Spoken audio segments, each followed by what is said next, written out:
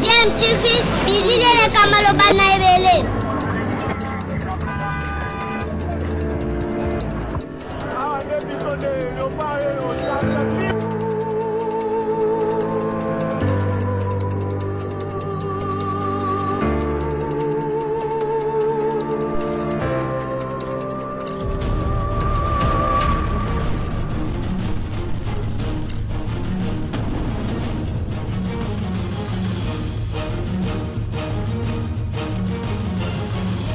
DMTV toujours en avant.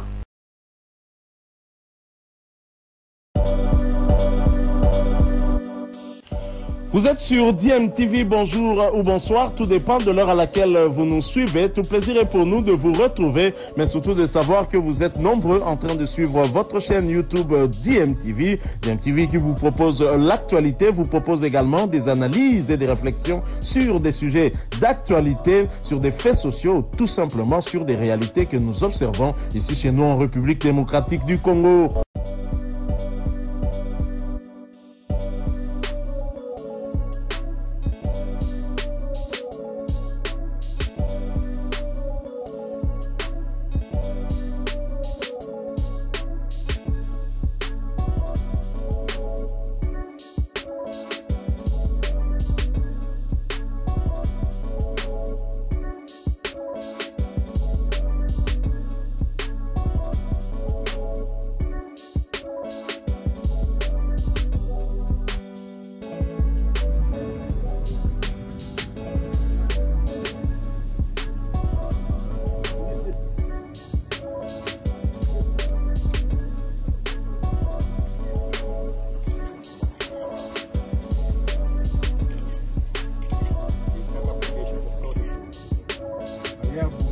Allez-vous à la prière, Mbangou, monsieur.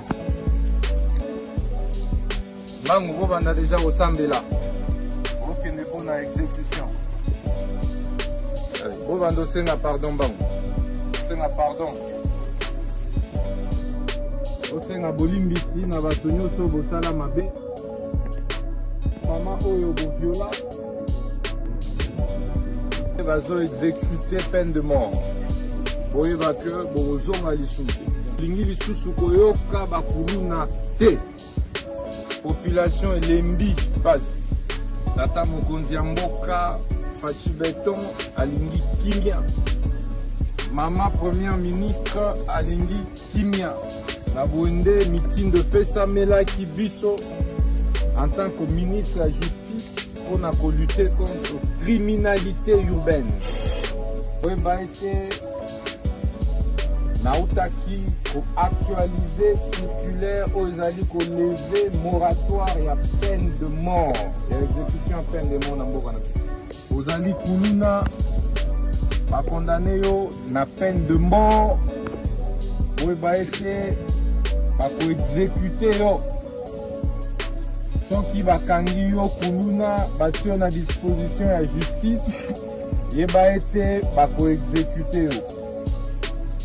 Ezali troisième vague ya bakuluna oyo tozotinda na ba prison ya haute sécurité. Vous êtes peine de mort ezala exécuté. Tata mama yaya soko zali na mwana oza na leki obatela ye na ndako mwana akendaka kelasi lelo yo grâce à président de la République enseignement primaire de base ekomi ya ofele anani bamata nano avion te ozomata avion ya ofele pe avion wana bokomataka yango lisusu te.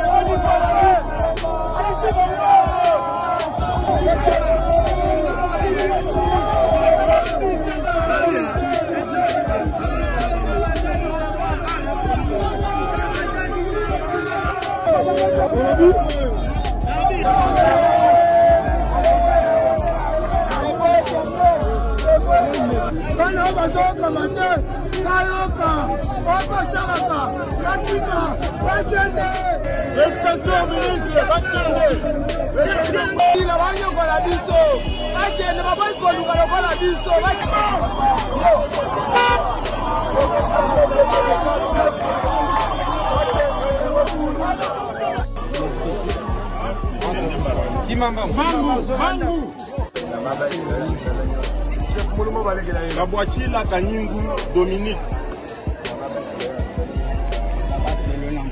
La justice Constant Moutamba, parce qu'il m'a libéré. J'étais en prison pendant une année. Je n'avais pas encore passé au tribunal. Mais quand le ministre de la Justice est arrivé, on m'a libéré. Maintenant, je suis dehors. Merci. Je remercie le président Chilombo, Félix Chilombo.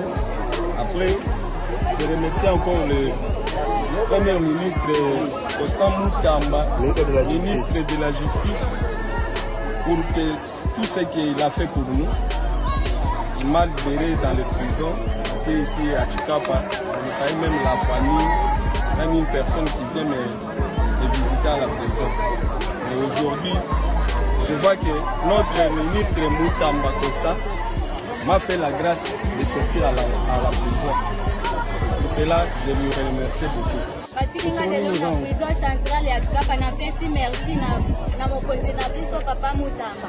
Ndenga atiki ngai mobile ezalaki kaya bitumba nakuti babomi mobile tango na témoigner que mobile nakuti déjà kokufa bakondane ngai tete eza kaka yo moto salika oyo nalobi ke te bameminga na prison na miretrouve na prison bakondane ngai déjà nasali une année 11 mois ne bayokelinga mawa batiki ngai ngone na